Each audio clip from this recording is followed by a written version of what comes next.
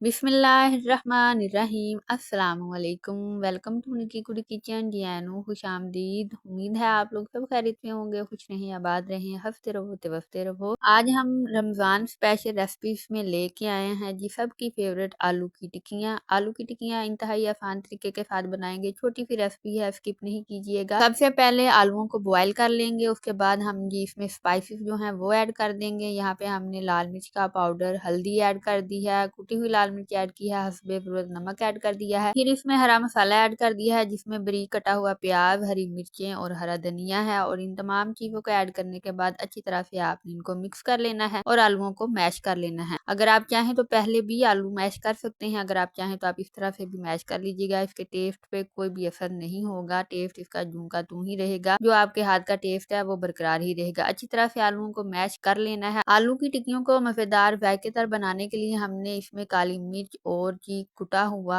खुश्क धनिया जो है वो भी ऐड किया है, तो आप वो भी इस्तेमाल कीजिएगा, बहुत अच्छा टेस्ट आता है। उसके बाद ये आपने टिक्कियां बनाना स्टार्ट कर लेनी है। आप चाहें तो अपने हाथों को ऑयल भी लगा लें। ऑयल लगाने से ये है कि आपके हाथों को मसाला नहीं लगेगा। और यहाँ पे एक खास बात ये है कि अगर आप चैनल पे फर्स्ट टाइम आए हैं और अभी तक चैनल को सब्सक्राइब नहीं किया तो प्लीज चैनल को सब्सक्राइब कर दीजिएगा, बेल आइकन को प्रेस करना मत भूलिएगा। आलू की टिक्कियां एक वाहिद रेसिपी है जो बहुत मिनटों में जल्दी और झटपट बन जाती है और टेस्टी भी होती है। आप इसको चावलों के साथ भी ले सकते हैं, पुलाव बनाएं साथ में ये टिक्कियां बनाएं, बिल्कुल कबाब जैसी लगती हैं। साथ में रायता लें, केचप लें या चटनी लें, नान के साथ खाएं, ये हर एक के साथ सूट हो जाती हैं। और यहाँ पे हमारी टिक्कियां जो है वो तैयार हो चुकी हैं, इनकी शेप जो है वो बन चुकी हैं। अब बैटर तैयार कर लेते हैं। तो हमने बैटर के लिए 3 से 4 चम्मच जो है बेसन ऐड किया है, हल्का सा नमक इसमें 1 चुटकी के करीब ऐड किया है और यहाँ पे थोड़ा सा पानी ऐड करेंगे। थोड़ा सा पानी ऐड करने के बाद अच्छी तरह से इसको मिक्स कर लेंगे पानी में। और यहाँ पे हमें थोड़ा सा पानी और ऐड करना होगा ताकि बैटर जो है वो अच्छा बन जाए। यहाँ पे याद रखिएगा नाज़रीन, आपने बैटर जो है वो ज्यादा पतला नहीं बनाना, जो पानी की तरह हो इस तरह आपने गाढ़ा सा बैटर बनाना है ताकि वो टिक्कियों के ऊपर चिपके लगा रहे। अगर आप पानी जैसा पतला बैटर बनाएंगे तो आपकी सारी मेहनत बेकार चली जाएगी और टिक्कियां जो है वो जुड़ जाएंगी, यहाँ के